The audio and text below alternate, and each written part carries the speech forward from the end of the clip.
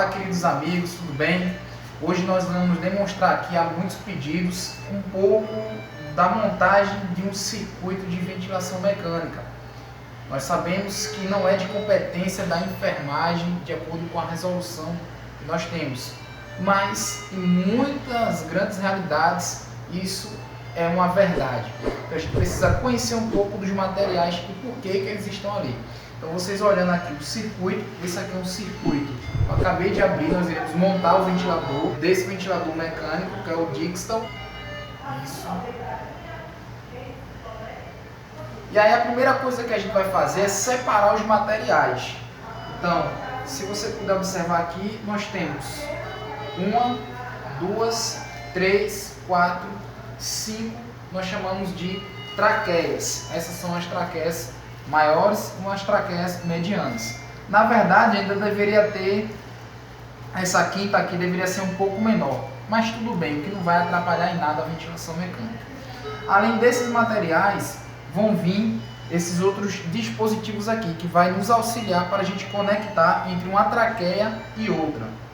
E vem também o umidificador, que é esse objeto aqui, que o próprio nome já diz, quando você coloca água aqui dentro, você, através do próprio ventilador, ele aquece a água que está aqui dentro e envia esse ar aquecido para o paciente. Bem, a grande maioria dos ventiladores, de maneira geral, eles possuem um dispositivo chamado membrana. Esse do Dixtal específico é essa membranazinha aqui, semi-transparente, né, de silicone. A gente vai colocar ele nesse dispositivo, fechar, e aí a gente vai colocar ele no ventilador. Daqui a pouco a gente vai demonstrar como. Pega-se uma traqueia maior e uma menor e coloca, ó, encaixa o potinho, veio e coloca entre uma traqueia menor e uma maior, ok? Vocês já se perguntaram para que serve esse potinho? Já? Bem, esse potinho ele serve nada mais do que para colocar, depositar aqui o excesso de água que vai estar sobrando do circuito. Ou seja, quando você está num paciente que está com ventilação mecânica e ele está com o umidificador ligado, muitas das vezes o excesso de umidade ele vai ficar se acumulando no circuito. Isso, é claro, é uma das resistências à passagem do ar. Para evitar isso, existem essas passagens de ar. Então o ar vai entrar por aqui, vai passar por aqui por dentro para poder seguir. Observe que quando eu abro aqui o dispositivo, a molazinha que tem aqui dentro, ó, ela abre. Ó. Então quando eu coloco de volta, ela encaixa para que o ar passe por dentro. Quando eu tiro, ela novamente é como se fosse uma válvula de retenção. Então você aqui, ó, fecha e aí ela empurra essa mola para cima, fazendo com que o ar passe obrigatoriamente aqui por dentro para depois continuar no seu circuito. E isso serve para reter o excesso de umidade. Tem gente que já viu pessoas colocando água aqui dentro, não é para fazer isso, tá certo? Então a gente vai fazer isso nas outras traqueias, tá bom? Mais uma vez, encaixa a traqueia menor em uma traqueia maior. Vejam que o circuito já está começando a tomar forma, tá bom? Vou pegar esse dispositivo aqui e vou encaixar ali no ventilador.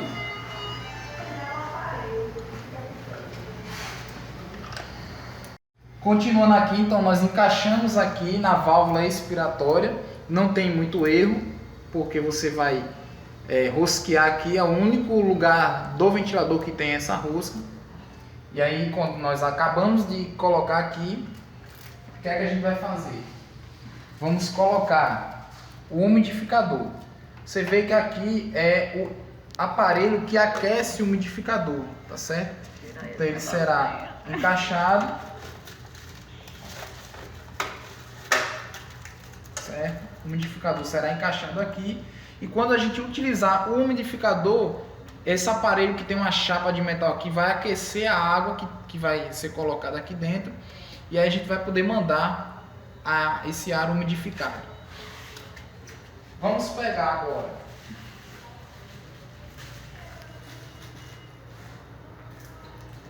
a traqueia, que já foi previamente preparada. Então, a porção menor da traqueia fica para o ventilador e a porção maior da traqueia fica para o paciente. Isso por quê? Por conta de secreções, de umidade. Então, facilita muito a questão física para o paciente também.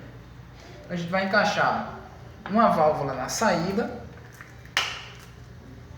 e outra na válvula expiratória. Dessa maneira. Então o circuito já está 90% montado. Vamos colocar esse outro dispositivo aqui, que é o que nós chamamos de Y.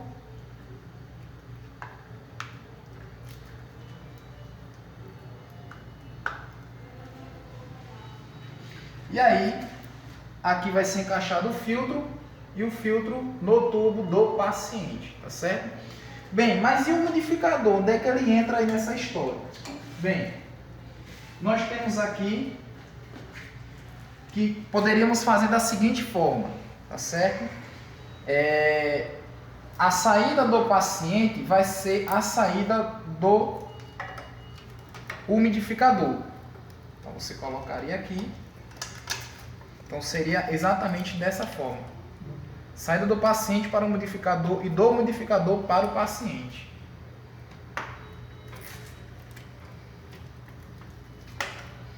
Dessa forma. Certo? Como a grande maioria das unidades estão utilizando o filtro umidificador, que já foi previamente falado em aula, então não há necessidade do filtro. Sabemos então que só existem duas contraindicações para a utilização do filtro umidificador, a saber, pacientes que estejam hipersecretivos, que estejam inviáveis porque fica encharcando o filtro, e pacientes hipotérmicos, porque o ideal é você jogar um ar mais aquecido possível para esse paciente. Então, nesse caso, pacientes hipotérmicos e hipersecretivos são contraindicações para o uso do filtro, e sim a utilização do umidificador. Como a gente não vai utilizar o umidificador, então simplesmente eu anulo o umidificador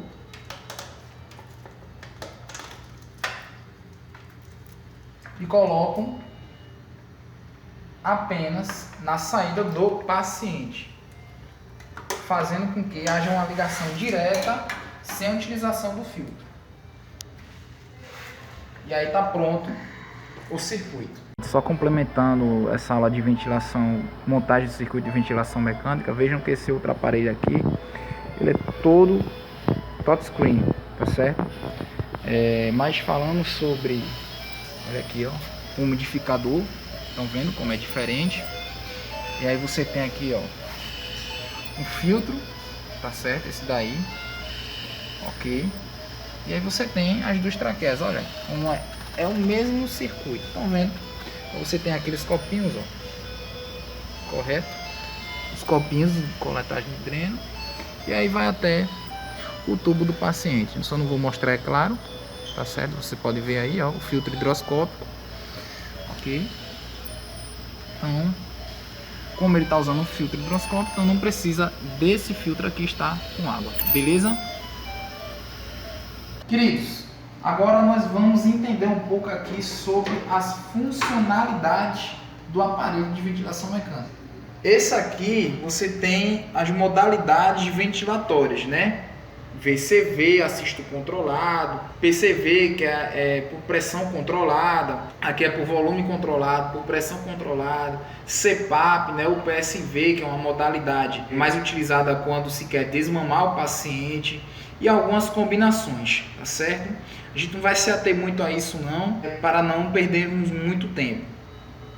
Vocês veem que a própria dinâmica aqui do aparelho, ele te influencia a dizer o que é quem, FiO2, tempo inspiratório, relação ex-expiratória, frequência respiratória, volume total, a PIP. E aqui alguns comandos, de seleção e de confirmação, tá certo?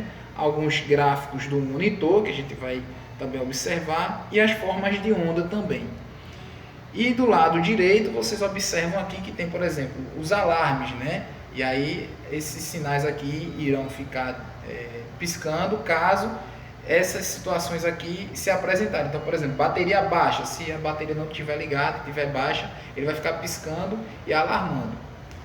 Beleza, acabei de ligar o aparelho já está calibrado, vou dar início. Geralmente, assim que o paciente é entubado, a modalidade preferencial é o assisto controlado, né, o PCV. Ao clicar nessa seleção, vocês veem que ele começa a me perguntar, através desse pisca-pisca aqui, as alterações. Então você tem a FiO2, nós respiramos 21%, mas eu posso colocar até 100% e clicar em Entra. O tempo inspiratório, geralmente nós inspiramos 1 e expiramos 2. Observe o seguinte, quando eu clico aqui e aumento o meu tempo inspiratório, automaticamente a minha relação ins-ex, ela também se modifica. É claro, quando você inspira mais tempo, você expira menos tempo.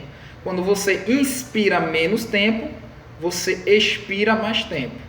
Isso é uma relação inversamente proporcional, mas você pode modificar também a relação ins-ex, a frequência respiratória, que você já sabe qual é o padrão de normalidade.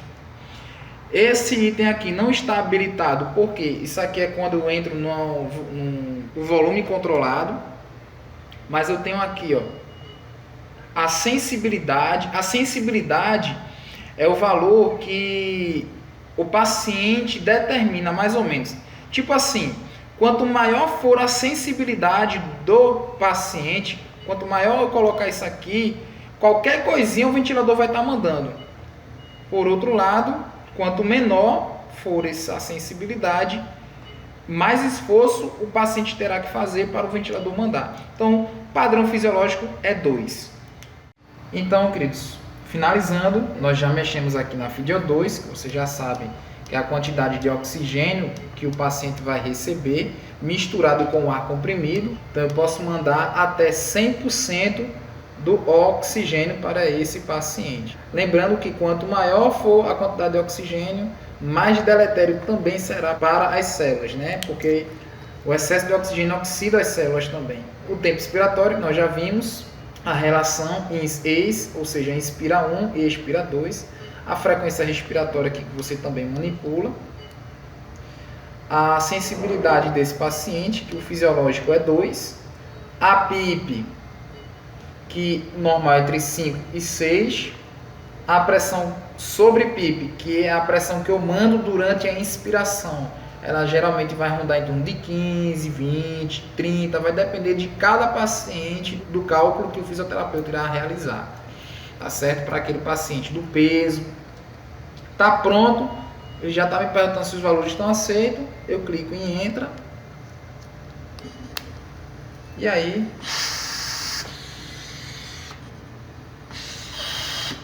ele começa a ciclar. Aqui não está ciclando direito porque não está no paciente.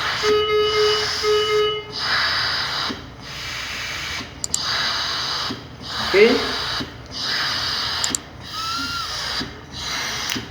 Espero que eu tenha ajudado vocês aí um pouquinho.